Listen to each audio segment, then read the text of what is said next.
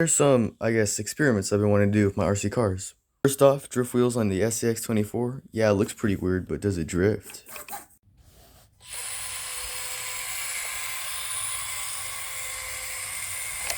And that would be a no. It would need a lot more power to get sideways. I want to see what a Bugatti monster truck would look like.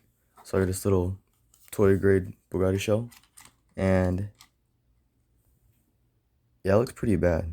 And lastly, I wanted to see what a Baja Buck version of my Drift Beetle would look like.